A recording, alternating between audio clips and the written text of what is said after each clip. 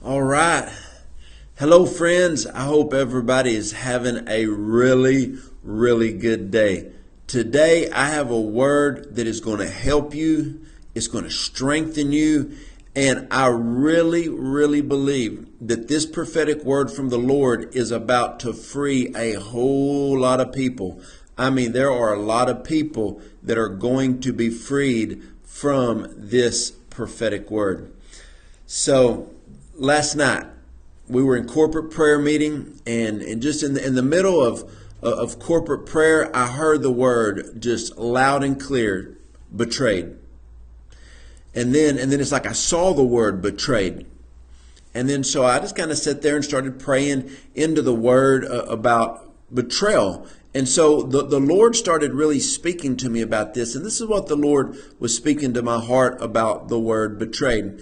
The Lord said that one of the main things that plague the body of Christ is many people feel like they've been betrayed. Do you want me to tell you why people feel like they've been betrayed?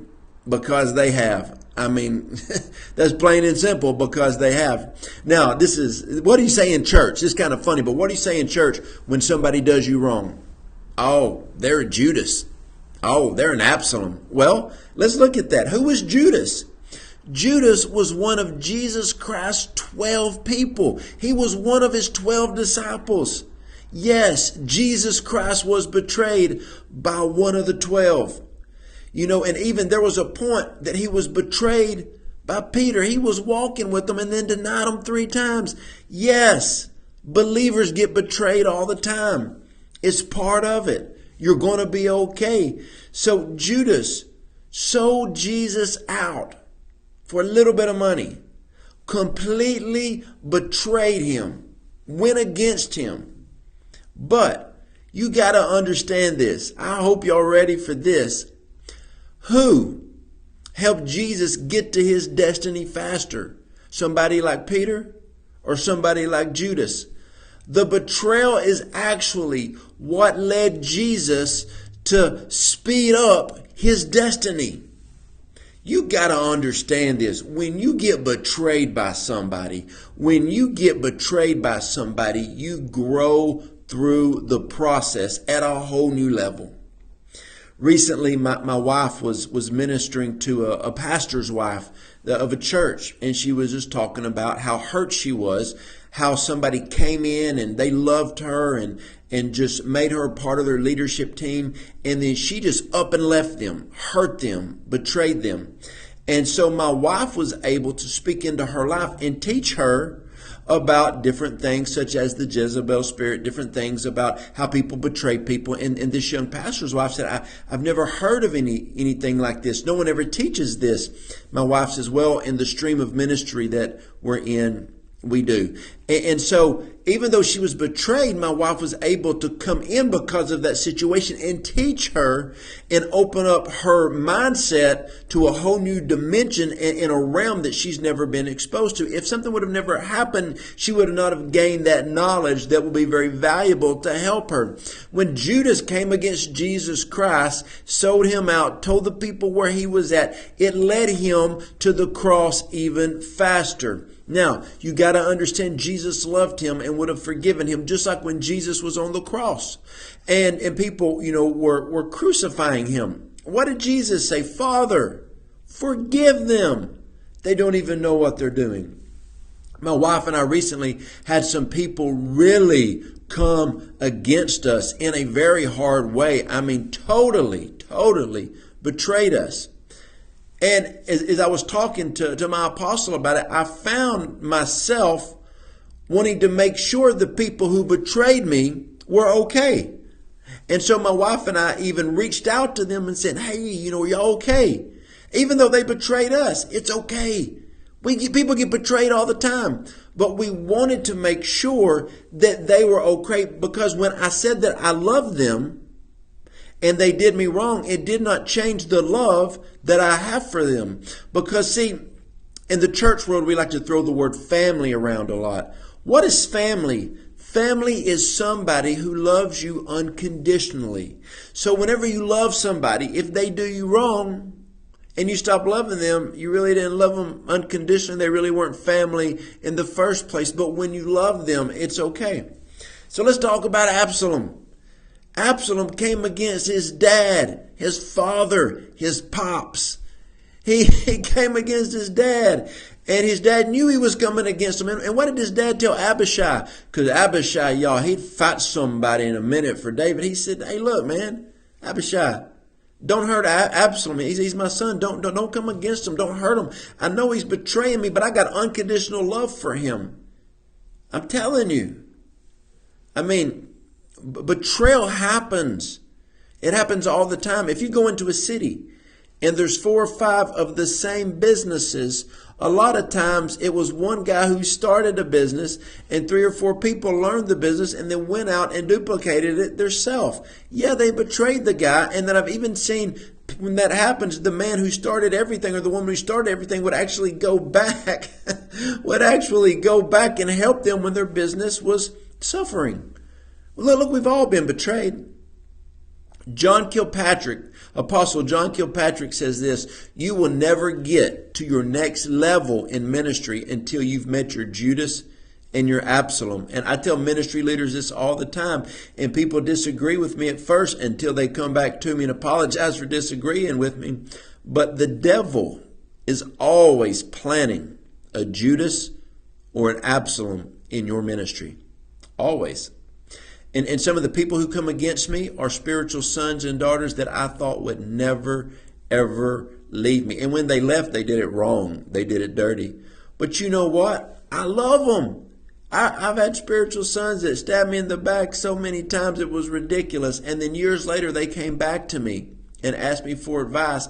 I said, man, come on in. Let me make up some coffee. Man, let's hang out. And I would sit there and just minister to them. Why is that? Because you love them. So this is what the Lord was showing me. That betrayal and feeling betrayed is one of the biggest hindrances in the body of Christ, because they say, how could that person hurt me? They're a Christian. What does the Bible say? That there's nobody perfect? No, not one. Listen, I'm not perfect. My wife's not even perfect. But you know what that old song says? She's close enough to perfect for me. Come on now. But the thing is, people get betrayed all the time. When people betray you, it's okay. When people betray you, it is okay. They may have had a bad week, a bad day. They may have had an offense against you. They're going to get over it. You know, and this is why my wife and I at our church, this is how we do. People come up to us, hey, we feel like we're supposed to leave. Okay, good. Let me lay hands and pray. Last time somebody came up and said, hey, this is our last Sunday. I said, okay. We're going to lay hands on you, pray for you in front of everybody. And I gave them an offering, a good offering. That's how you got to do stuff. You know, when people leave you, don't feel betrayed. And I see pastors all the time. Somebody says that they want to leave. They feel betrayed. They're not betrayed. Don't feel betrayed. It's just their season may be up.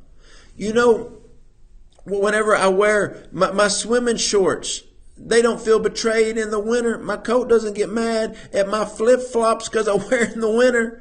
I mean, it's really that simple. You know, when somebody leaves your business, whenever somebody leaves your ministry, man, first of all, it's not yours, it's God's. Don't feel betrayed. Maybe somebody's just going on to the next thing that God has for them. Listen, you got to have forgiveness in your heart. You got to be where you can't be offended. Everybody gets betrayed. Everybody feels betrayal, especially if you're in the church. Look at professional sports. What do people do? Somebody drafts somebody, and after they draft somebody, then they keep them for 3 years. And when they're really good, they won't stay at that team. They'll go to the next team who gives them the highest contract. And other teams get mad and they blast them and all that. No. That's just how the business works. Listen, I went back and looked at how many schools I went through, from elementary to junior high to high school, the colleges I went to before I got my degree. You know what? I had to go through different schools. I had to go through different grades to get to where I am now. That's how people are. When somebody leaves you, don't feel betrayed. People call me all the time, I feel so betrayed. I said, why? Because somebody left you? Maybe they learned what they needed to learn, and now they got to go on. They got to go on in life. It's okay. Friends come into your life. And every time somebody comes into your life, we want them to be there for a lifetime. But maybe sometimes people come in for a reason. They come in for a season, but not a lifetime. Listen, don't feel betrayed. And it is hard. As a spiritual father, it is hard to disciple somebody for 1 year, 2 years, 5 years, 10 years, and then all of a sudden just be betrayed. Man, I've discipled people for 7, 8 years. And then just one day, overnight, they betrayed me. It's okay. I had a guy that I discipled for 10 years. Stabbed me in my back. Tried to steal the ministry that I was over. He even had a key to my house. That's how much I loved him. And I said, man, I would have gave you this anyway. I mean, if you wanted it, why'd you have to do that? And you know what? He broke off our relationship for one moment. In one moment, like overnight. And you know what? I still message him to this day. Hey, man, I love you. Believe in you. Praying for you. You know what? Because it's unconditional love. You got to understand that. When people come against you, listen, the natural person, we're all natural beings, or when our natural nature gets into the supernatural realm of what we're supposed to do, we mess it up. When people get mad, offended, tired, or hurt, they operate out of the flesh. And then they hurt other people. And nobody probably really means to hurt anybody else. It just happens. So I hate that it happens to people, but I want to tell you, not if you're ever betrayed, when you're betrayed, you're going to be okay. It pushed Jesus.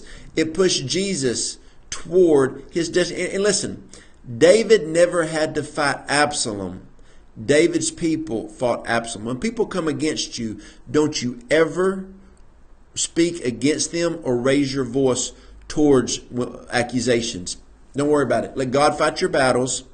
Pray for the person. When somebody comes against you, you got to learn to pray for them, and it's going to be okay. Hey, and if you're in ministry, you're going to be betrayed a lot. Get used to it. It hurts, but you'll be better because of it.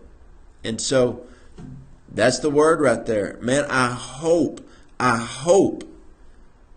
you receive this word today, because people that feel betrayed hold on to wounds. I've talked to people who were holding on to wounds and telling me about how bad they were betrayed. And then they tell me it was 30 years ago. I said, you've been carrying this around for 30 years? Are you kidding me? You got to release it.